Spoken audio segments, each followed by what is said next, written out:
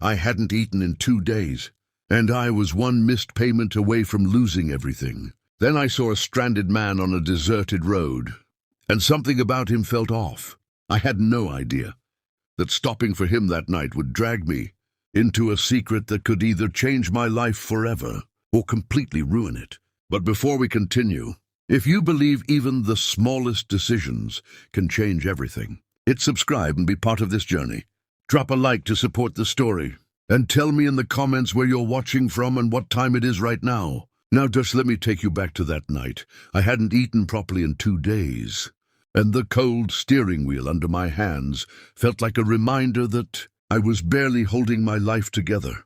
That's when I saw the man standing beside a broken car, on a road where no one ever stopped. And somehow, helping him would unlock something about my life that I didn't even know was missing. I remember thinking, just drive past. You can't afford to care. But I didn't. And that was the moment everything changed. If you've ever felt like the world forgot you, stay with me. Because I was exactly there, until one small decision rewrote my entire life. The engine of my old taxi coughed like it had asthma. I pressed the accelerator gently, almost begging it not to give up on me today. Basthoda, or I whispered to the car like it could understand. My name is Ayan, 31, years old, broke, alone, and drowning in problems I couldn't fix. I used to think life had a plan for me, something bigger. But that belief slowly died, one unpaid bill at a time. The backseat of my car had a torn cover. The air conditioning didn't work. And the fuel gauge? Well, it was always flirting with empty, just like my life. That day, I had exactly 600 rupees in my pocket. Half of it was supposed to go toward fuel. The other half? I didn't even know. Food, maybe, or rent, or debt. Everything was important, and nothing was enough. The sky was turning orange as the sun dipped low, painting the empty highway in a lonely glow. I hated this time of day. It reminded me how far behind I was. While others went home, I kept driving, hoping for one more ride, one more chance to survive another day. That's when I saw it. A black luxury car, stopped on the side of the road, hazard lights blinking slowly, and next to it, a man in a clean white shirt pacing back and forth. Even from a distance I could tell. He didn't belong here. This wasn't his world. This road, it was forgotten. No shops, no lights, no people. Just silence. And problems. I slowed down instinctively. Then my brain kicked in. Don't stop, it said. What if it's trouble? What if it's a setup? Tum khud doob rahe ho. Kisi aur ko bachane chale ho? I tightened my grip on the steering wheel. I could drive past. Pretend I didn't see him. Most people would. Most people already had. But something didn't sit right. I glanced in the rearview mirror. The man looked desperate, not rich. Desperate. Real desperate. The kind that doesn't care about status anymore. The kind that just wants help. I sighed. Great. Hero banne ka shauk chad gaya hai tujhe, I muttered. And before I could change my mind, I pulled over. The gravel crunched under my tires as I parked behind his car. He turned immediately, eyes sharp, cautious. For a moment, neither of us spoke. The wind picked up slightly, carrying dust across the road. Car trouble? I finally asked, stepping out. He looked at me, scanning, probably judging. My worn-out clothes, my cheap shoes, my broken car. I was used to that look. Yeah, he said, short and controlled. Engine died. Won't start. I nodded, walking closer. Mechanic milega yahan se 20 kilometer baad, I said. Aap phas gaye ho. He exhaled slowly. I figured. There was a pause. Awkward, heavy. Then he added, almost reluctantly, Can you take a look? I almost laughed. Me? A mechanic? But life had taught me a few things. When your own car breaks down every week, you learn. I'll try, I said. The hood was already open. I leaned in, the smell of overheated metal hitting my nose. Clean engine. Expensive parts. This wasn't some ordinary car. What happened exactly? I asked. It just stopped. No warning, he replied. I checked the battery connections. Fine. Oil level fine. Fuel. I paused, then looked at him. Aapne last time petrol kab dala tha? He frowned slightly. I had someone take care of it. I nodded slowly. Lagta hai. Unhone nahi dala. He blinked. What? Tank almost empty hai, I said. Kana bandhona hi tha. For a second, he just stared at me. Then something shifted in his expression. Embarrassment, frustration, and disbelief. You're telling me this happened because there's no fuel? Simple problems kabhi-kabhi sabse dangerous hote hain, I said. He ran a hand through his hair, exhaling sharply. This is ridiculous. I closed the hood. Mere paas thoda extra petrol hai, I said, pointing toward my car. Emergency ke liye rakhta hoon. He looked at me again, but this time differently. Not like I was invisible. How much? He asked. I shook my head. Chodo, itna formal mat ho. He frowned. I'll pay you. मैं भी पैसों के लिए ही काम करता हूँ, I said, half smiling. लेकिन हर चीज बिकती नहीं. For the first time, he smiled. A small one, but real. I grabbed the small can from my trunk, carefully poured fuel into his car. The liquid glugged softly, like hope being poured back into something that had given up. Try now, I said. He got into the driver's seat, turned the key. The engine struggled for a second, then roared to life. Both of us froze. Then he looked at me through the window. A mix of surprise and something else. Gratitude. He stepped out slowly. I don't know what to say, he admitted. Matt Bolo, I shrugged. Bas aage se tank check kar lena. He laughed softly. I usually don't forget things like this. Life busy hoti hai, I replied. Kabhi-kabhi basic cheezein miss ho jati hai. There was a pause again. But this one felt different. Less awkward. More human. He reached into his wallet. Pulled out cash. Ayan, right? He said, glancing at my taxi license. I nodded. Take this. I looked at the money. It was more than I made in 2 days. For a second, my mind screamed, take it! You need it. You're struggling. This is your chance. But something inside me resisted. I stepped back. Nahi chahiye, I said. He looked confused. This isn't charity. You helped me. I know, I said. Aur main already help kar chuka hoon. He studied me, trying to understand. Why? He finally asked. I shrugged. Pata nahi, shayad. Kisi din mujhe bhi help ki zarurat pade. Silence. Wind, fading sunlight. Then he slowly put the money back. You're different, he said quietly. I smirked. Nahi, bas thoda sa stupid hoon. He shook his head. No, not stupid. He reached into his car again, this time pulling out a card. Black, minimal, elegant. He handed it to me. Keep this. I looked at it. No flashy design. Just a name and a number. Call me if you ever need anything, he said. I almost laughed again. Log aise hi bolte hain. Formal line. Polite exit. Real help? Kabhi nahi milti. Still, I took it. Sure, I said casually. He extended his hand. I hesitated, then shook it. His grip was firm, confident. Nothing like mine. Thank you, Ayan, he said. Then he got into his car and drove away. Just like that, the road was empty again, like nothing had happened. I stood there for a moment, then looked down at the card in my hand. Something about it felt important, but I couldn't explain why. Bas ek aur rich banda, I muttered, slipping it into my pocket, and I drove off. Back to my broken routine. Back to my reality. That night, everything went wrong. No rides, no money. Fuel almost finished. And when I reached my small rented room, the landlord was waiting. Ayan, he said, arms crossed. Kal tak paise chahiye. I swallowed hard. Sir, do dinner. Nahi, he cut me off. Already later, hai. My chest tightened. I'll arrange, I said quietly. You better, he replied. Then he walked away, leaving me standing there with nothing. Inside my room, I sat on the edge of my bed, staring at the wall, empty, silent, heavy. I reached into my pocket, pulled out the card, looked at it again. That same name, that same number.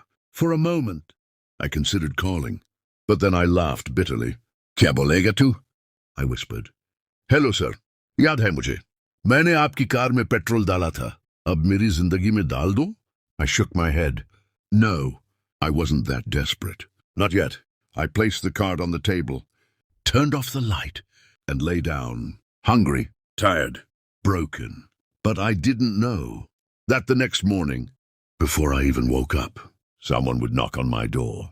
And what they would say would change everything. The knock on my door wasn't loud, but it felt like it echoed inside my chest. I opened my eyes slowly, disoriented, my head heavy from hunger and a sleepless night. For a second, I thought I imagined it. Then it came again. 3 slow knocks. Deliberate. My heart tightened. No one ever came to my door. No friends, no family. Only one person knocked here, and he didn't knock softly. The landlord. "Ayan!" a voice called from outside. Not him. Different voice.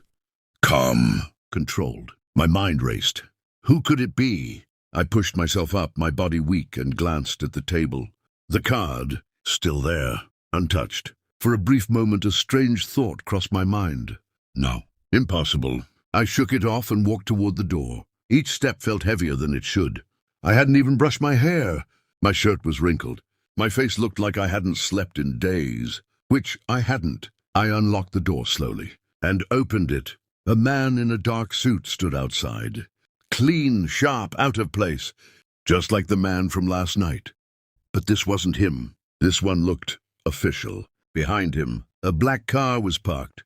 Not as flashy as last night's, but still expensive. My stomach dropped slightly. "Yes?" I asked cautiously. He looked at me for a second, then nodded. "Ayan?" I hesitated. "Gee, my name is Farid," he said. "I was asked to bring you." My eyebrows pulled together. "Bring me? Where?" He didn't answer immediately. Instead, he reached into his pocket and pulled out a familiar black card. My card, the one I left on the table. My heart skipped. "Mr. Rahman is expecting you," he said calmly. That name, it hit differently now. Rahman. So that was his name. The man from last night? I felt something shift inside me. Confusion, suspicion, curiosity. All at once. "Expecting me?" "Kyun?" I asked. Farid simply gestured toward the car. "He'll explain." I didn't move. This didn't feel normal. Nothing about this felt normal. "Dekho," I said carefully, "agar ye koi mazak hai na..." "It's not," he cut me off, still calm. Silence. The morning air felt colder than it should. My mind started throwing questions at me. Why would a man like him remember me? Why send someone? Why not just ignore me like everyone else does? And the biggest one, should I go? I looked back into my room. Empty, cracked walls, a thin mattress, a life going nowhere. Then I looked at the car outside. Clean, quiet, waiting. 2 worlds. One choice.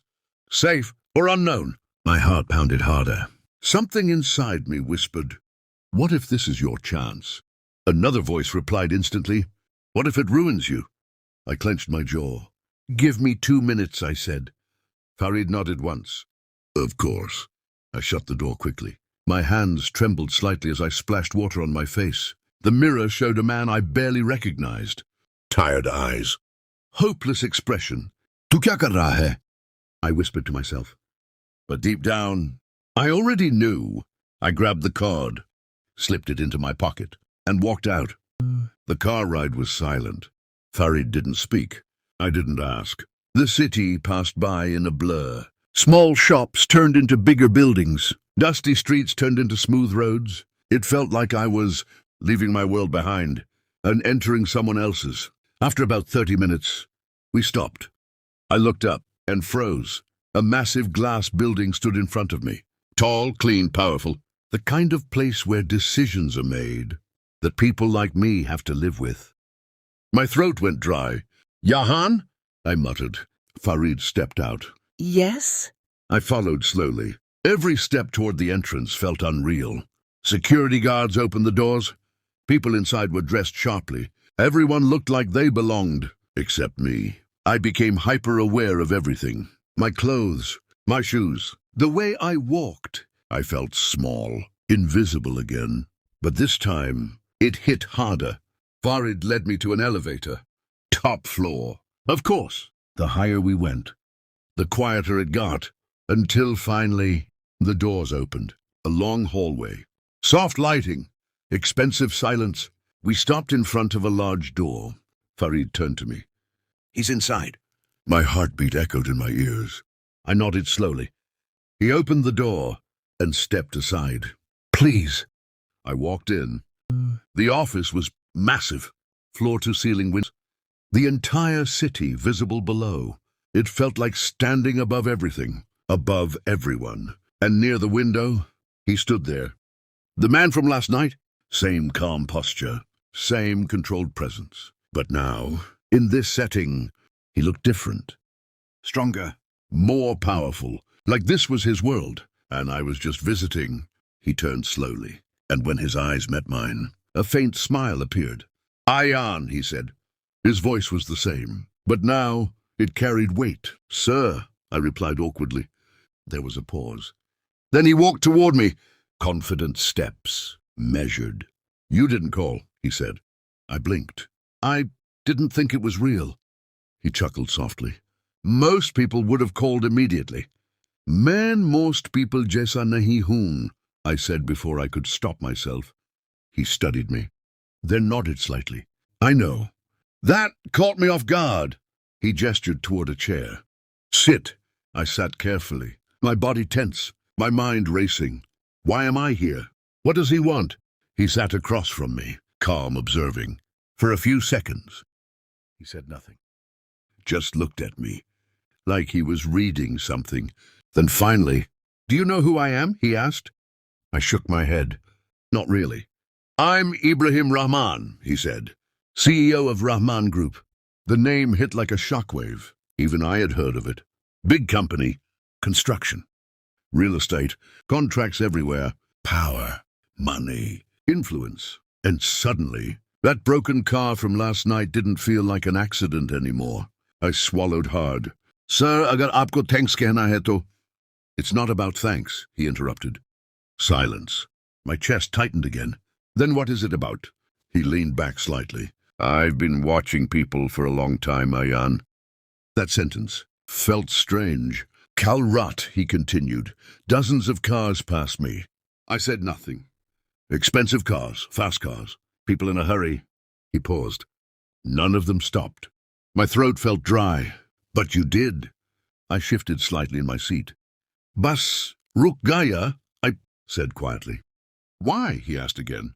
Same question. Different weight now. I looked down for a second, then back at him. "Pata nahi," I admitted. "Shayad, kyunke koi aur nahi ruk raha tha." Silence filled the room. Heavy, real. Then he nodded slowly. "That's what I thought." He stood up, walked toward the window again, hands behind his back. "You see," he said, "business teaches you one thing very clearly." I watched him carefully. People reveal who they really are. When there's nothing to gain. My heart skipped slightly, and suddenly I understood. This wasn't about the car. This wasn't about fuel. This was about me, or what I did, or what I didn't do. "You refused money," he added. I nodded slowly. "Why?" Same question. Again. But this time, I answered without thinking.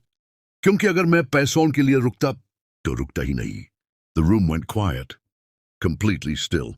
And for a second, I thought maybe I said something wrong. But then, he smiled. "Not small this time, real. You just answered a question." "Most people fail," he said. My chest felt tight again. Something was happening. I could feel it. But I didn't understand it. "Not yet." He turned back to me, eyes sharp, focused. "I want to offer you something," he said. My heart stopped. "Offer? What kind of offer?" "Why me?" "I don't need a driver," he continued. "And I don't believe in charity." Confusion hit me again. "Then why am I here?" "But I do believe in investment." That word echoed in my mind. Investment. In me. Impossible. "I'm starting something new," he said. "Something important." He walked closer, stopped right in front of me.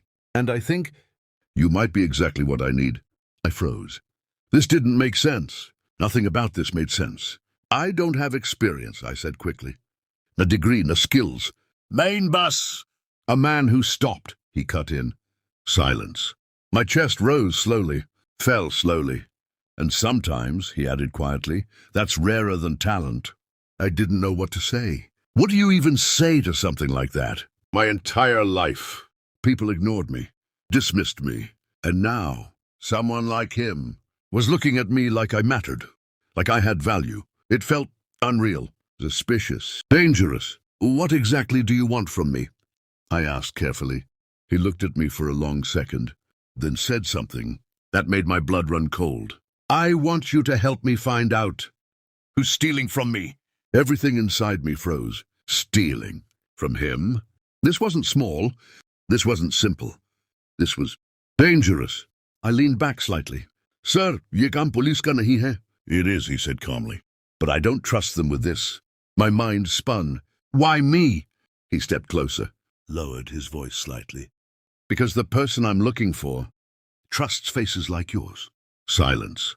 Heavy, uncomfortable, simple, invisible, honest-looking, he continued. Each word hit harder. And that makes you the perfect person to get close. I felt something shift inside me. Fear. Real fear. This wasn't an opportunity. This was a risk, a big one. I don't think I'll pay you, he said. The words cut through everything. I froze. How much? I asked before I could stop myself. He looked straight into my eyes and said a number. That made my entire world go silent. Enough to clear my debts. Enough to fix my life. Enough to finally breathe. But at what cost? My heart pounded violently. This was it. The moment. Safe or unknown. Walk away or step in. And deep down, I knew. Whatever I chose next would change everything. I should have said no. That's the truth. Every instinct inside me was screaming. Walk away, Ayan. This isn't your world. But then another voice whispered, when was the last time life gave you a real chance? I looked at him. At Ibrahim Rahman, a man who could crush people like me without even noticing. And yet, he was offering me something no one ever had. A way out. Or maybe a way deeper in. How dangerous is this? I asked quietly. He didn't hesitate. Very. At least he was honest. That made it worse somehow. And if I say no?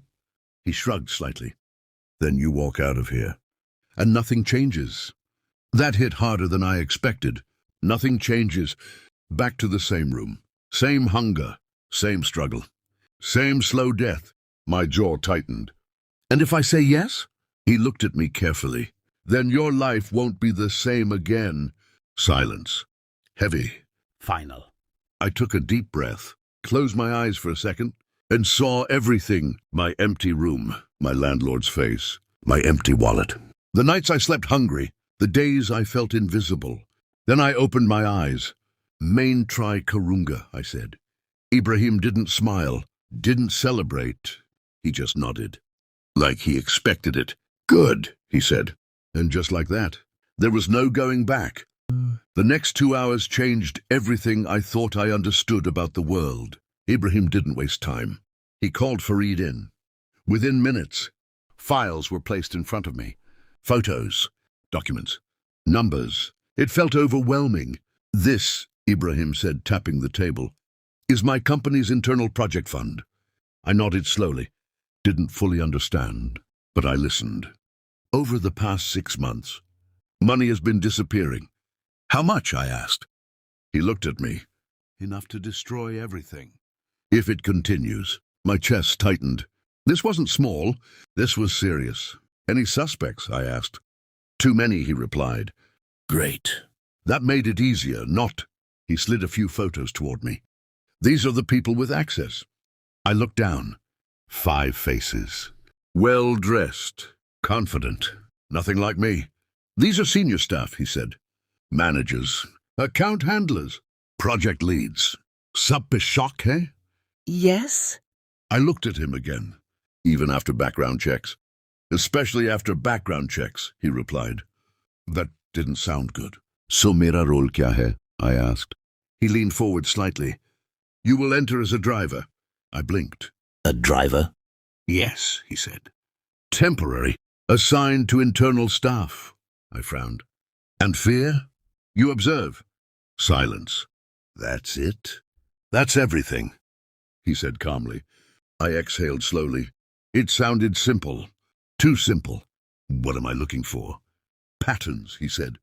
Behavior, mistakes, lies. My head started spinning again. I'm not trained for this, I admitted.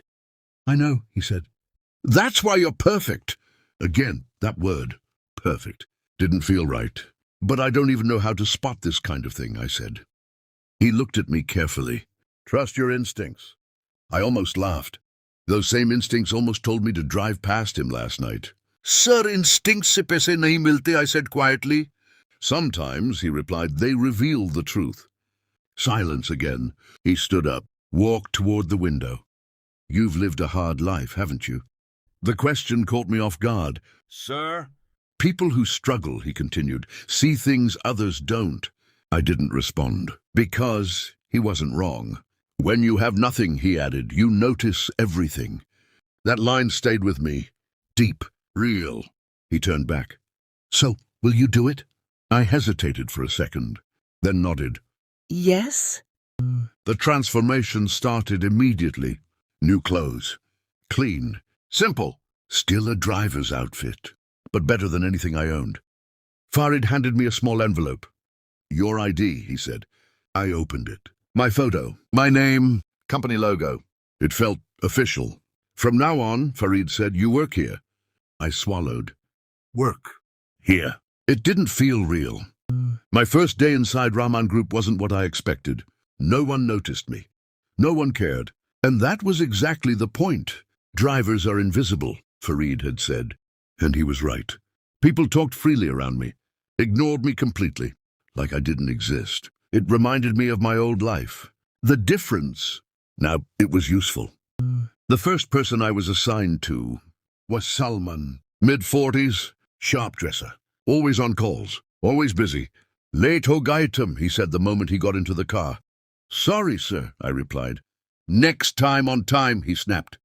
Same tone, same attitude. Like I was nothing. Good. That made it easier. Over the next few days, I drove him everywhere. Meetings, sites, offices, and I listened. At first, nothing felt off. Normal business talk, deadlines, budgets, complaints. But then, small things started to appear. Your file abhi mat bhejna, he told someone on the phone one day. Pause. Pehle confirm kar leta hoon. His tone changed. Lower. Careful. I noticed that. Then another day, he asked me to stop the car randomly. Stepped out, made a call outside, away from me. Why? If I was invisible, why hide? Something felt off, but I wasn't sure yet. Then came the second person, Nadia. Different energy. Calm, polite. Thank you, she said every time.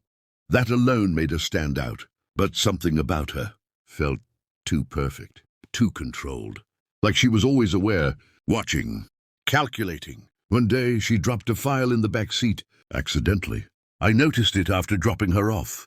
I hesitated, then picked it up. Just a quick look. Numbers, transactions, and one thing stood out. A repeated entry. Same amount. Different dates. That didn't feel right. I quickly closed it. My heart racing. Was this something or nothing? I didn't know, but I remembered it. Days turned into a week into 10 days, and slowly, a pattern started forming. Not clear, not complete, but something was there. Something hidden. Something wrong. But the more I looked, the more complicated it became. Because now, it didn't feel like one person. It felt like more. Like pieces of a puzzle, scattered across different people, different actions, different moments. And I was right in the middle of it. Then one night, everything changed. I was about to leave, tired, exhausted, when I heard voices from the parking area, low, urgent. I stopped. Instinct. Something felt wrong. I moved closer. Quietly, carefully. 2 men stood near a car. One of them, Salman. The other, I couldn't see clearly. Ye last time hi, Salman said, his voice tense. Agli baar main risk nahi lunga. My heart started pounding. Risk? Kis baat ka risk? The other man spoke softly. Relax, sab control mein hai. Control? What control? Already zyada ho gaya hai, Salman snapped. Upper management ko pata chal gaya to. My breath caught. This was it. Something real. Something dangerous. I leaned closer, trying to hear more, but then a sound behind me. Footsteps. My heart dropped. I turned slowly and froze. Someone was standing there, watching me. And the worst part? I recognized her. Nadia. Her eyes locked onto mine. Sharp, cold. And in that moment, I realized something terrifying. I wasn't just observing anymore. I had been seen, and whatever game this was, I was now part of it for a moment. Neither of us moved. My heart was pounding so loud I was sure she could hear it. Nadia just stood there, staring straight into my eyes. Not surprised, not confused, just calculating, like she was trying to decide something. And that scared me more than anything. Tum yahan kya kar rahe ho? She asked quietly. Her voice was calm. Too calm. My brain scrambled for an answer. Think, Ayan, think. Main baas nikal raha tha, I said, forcing my voice steady. She didn't respond immediately, just kept looking at me. Then her gaze shifted slightly, past me, toward Salman and the other man. My chest tightened. Did she hear everything? Or worse, did she already know? Late ho gaya hai, she said finally. Ghar nahi jana. Her tone changed. Soft. Almost normal, but something was off. Something underneath. I was just leaving, I said quickly. She stepped aside, giving me space to walk. But as I passed her, she spoke again. Slowly, carefully. Next time, jab chup kar suno, tu aur zyada chup rehna. My entire body went cold. She knew. Not everything, but enough. I didn't respond, didn't even look back. I just walked, fast, controlled, trying not to panic. But inside, everything was collapsing. That night, I couldn't sleep. Every sound felt louder. Every shadow felt alive. My mind kept replaying that moment. Her eyes, her words. She wasn't scared. She wasn't nervous. That meant one thing. She wasn't innocent. And if she wasn't innocent, then how deep was this? I sat up, ran my hands through my hair. This is bad, I whispered. Worse than bad. Dangerous. I reached for my phone, stared at Ibrahim's number for a second. I thought about calling him, telling him everything, walking away, ending this. But then I remembered his words. Your life won't be the same again. Too late for that now. I was already in deep. And something told me, if I ran now, it wouldn't end well. Not for me. I put the phone down. No. I needed more proof, more clarity, because right now, all I had was suspicion, and suspicion doesn't protect you. Truth does. The next day, everything felt different. Every face I saw felt like a mask. Every conversation felt like a lie. And Nadia, she acted completely normal, like nothing happened. Good morning, she said casually as she got into the car. Like she didn't catch me spying last night. Like she didn't warn me. That made it worse, much worse, because now I couldn't read her. Was she pretending, or was this part of the game? I drove in silence, watching her through the mirror. She was on her phone, typing, focused, controlled, same as always. Too perfect. Then suddenly, "Tum kab se yahan kaam kar rahe ho?" she asked.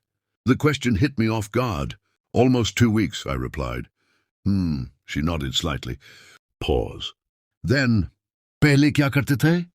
My grip tightened slightly on the steering wheel. "Driver there," I said, "a taxi." She looked up, met my eyes in the mirror. "For how long?" "Coffee time." She studied me, then looked away. Conversation ended. But something about it felt like an interrogation. Later that day, I saw Salman again. Same attitude, same rush. But now, I was paying closer attention, and I noticed something new. Fear. Subtle. Hidden. But there. His hands moved faster, his tone sharper, like someone under pressure, like someone running out of time. That confirmed it. He was involved. But the question was he the main player, or just a piece? 3 days passed. Tension kept building.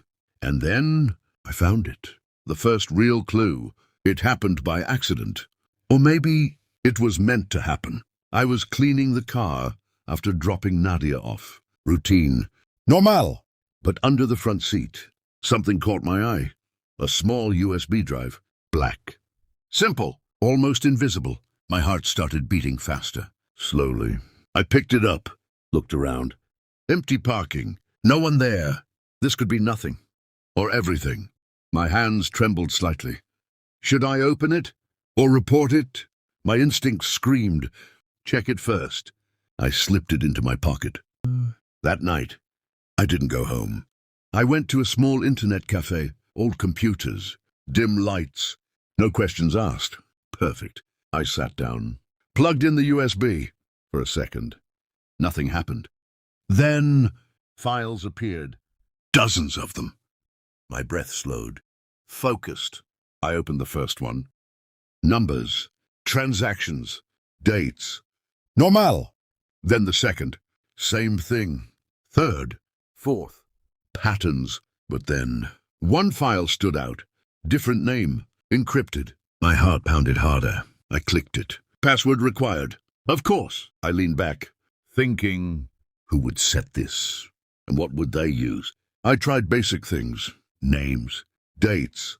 Nothing. Then, something clicked. Nadia. Her behavior. Her precision. Her control. I typed her name. Entered. Access denied. I exhaled slowly.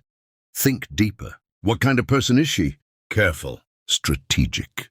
Calculated. Then it hit me. Something she said once.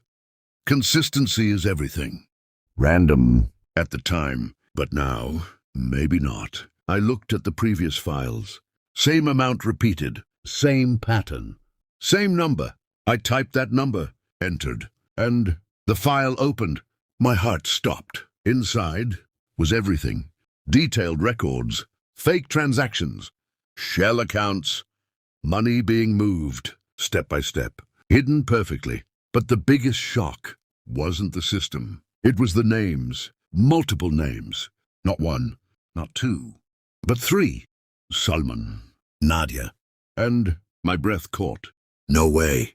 The third name. I recognized instantly. Farid. I felt like the ground disappeared under me.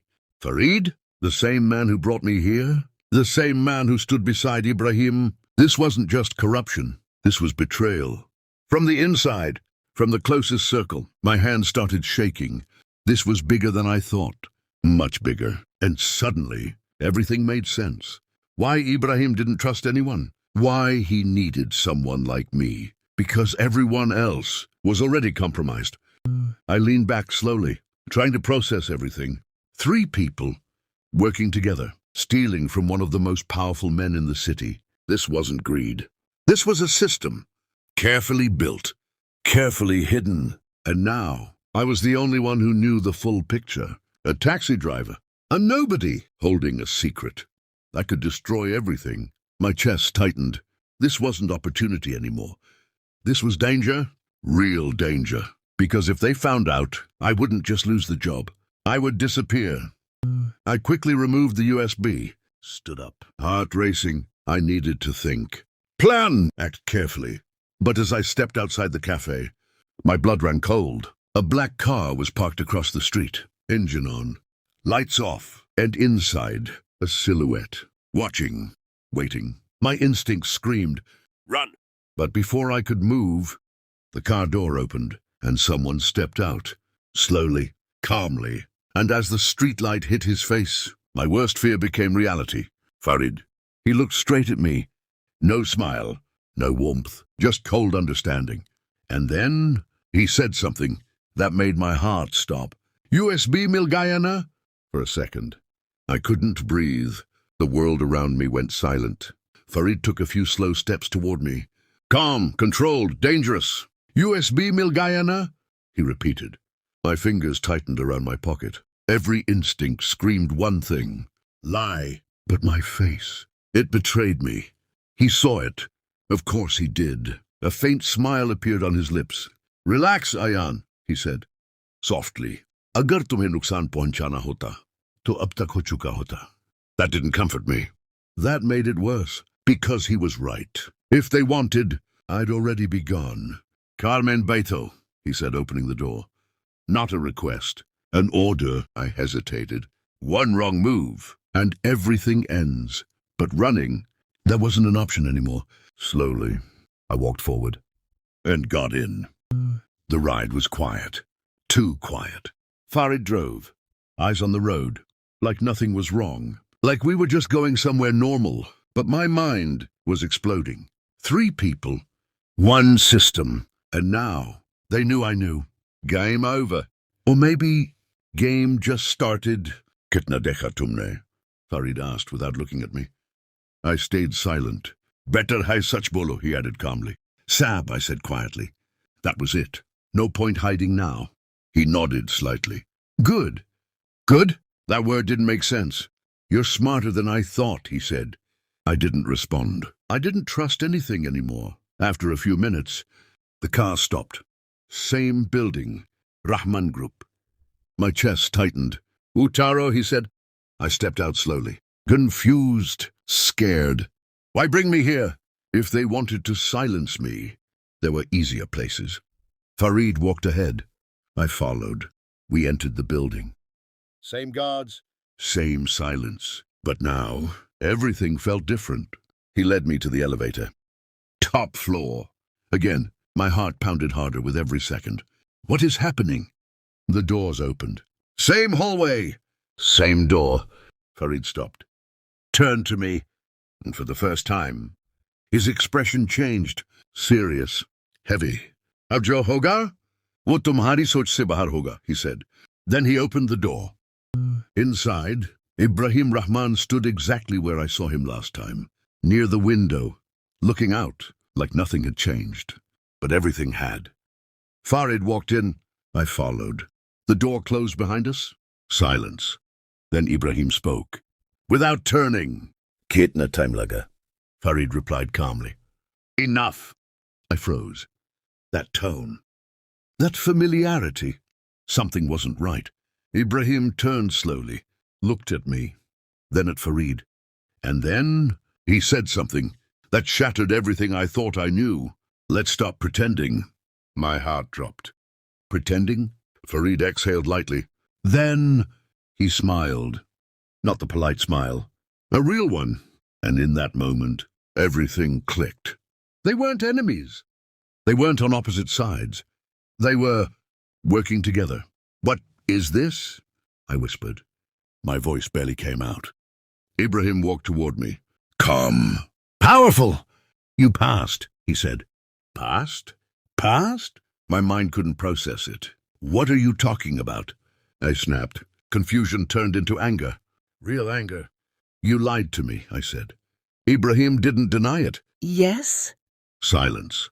That hurt more than anything. Farid stepped forward. The theft is real, he said. Then, but not how you think, Ibrahim added. I looked between them. Lost. Frustrated. Explain, I demanded. For the first time, I wasn't scared. I was angry, because I felt used. Ibrahim nodded slowly. 6 months ago, I suspected corruption. I stayed silent, but I didn't know who to trust. My chest tightened. Everyone looked clean, he continued. Too clean. So you created this, I asked. A test, he corrected. My mind raced. Salman, Nadia. You, I said, looking at Farid. Part of it, I asked. Farid nodded. Actors, he said simply. Actors. Everything was staged. The conversations, the tension, the USB, everything. My hands clenched. You played me, I said. Yes, Ibrahim replied. No hesitation. No apology. Why? I demanded. His eyes locked onto mine. Because I needed to know one thing. Silence. What? If you would choose truth, even when it's dangerous, the words hit deep. And, I asked. You did, he said. My anger paused, just for a second. You didn't run, Farid added. You didn't sell the information. You didn't panic. I looked at them, still processing. You came back, Ibrahim said quietly. That's rare. Silence filled the room, slowly. The anger inside me started changing into something else. Understanding. Not fully, but enough. So, what now? I asked. Ibrahim smiled slightly. Now the real work begins. My chest tightened again. Real? He nodded. This was just the test. I exhaled slowly. Of course it was. Then what's next? I asked. He walked back to his desk, opened a file, placed it in front of me. This, he said, is the actual problem. I looked down and froze. Real transactions, real losses, real names. And this time, I didn't recognize any of them. This network, he said, is bigger than my company. My heartbeat picked up again. Corporate, political, deep. And you want me in this? I asked. He looked straight at me. I don't want you in it. Pause. I need you in it. Silence. Heavy. Final. I took a deep breath. This wasn't survival anymore. This was purpose. The kind I never had. The kind I never thought I deserved. I looked at him, then at Farid, then back at the file. And for the first time in my life, I didn't feel small. I didn't feel invisible. I felt needed. Okay, I said. And that one word changed everything. Months later, my life was unrecognizable. Not just money, not just success, but meaning. I wasn't just a driver anymore. I was part of something bigger, something real. We exposed networks, stopped corruption, saved millions, and slowly built something stronger, together. And one evening, as I stood near that same window, looking at the city below, I remembered that night, that broken road, that one decision, to stop, to help, to care. I smiled, because now I understood something most people never do. Life doesn't change in big moments. It changes in small choices, the ones no one sees, the ones no one rewards, the ones that feel pointless, until one day, they're not. If you've ever felt invisible, like your actions don't matter, like the world doesn't see you, I was there. But trust me, one choice, one moment, can change everything. You just don't know it yet. So next time life gives you a chance to stop, to help, to do the right thing, do it. Not for reward, not for recognition, but because that's who you are. And maybe, just maybe, that choice will change your life too. If this story made you feel something, tell me in the comments. And if you believe small choices can change big destinies, subscribe, because stories like this aren't just stories. They're reminders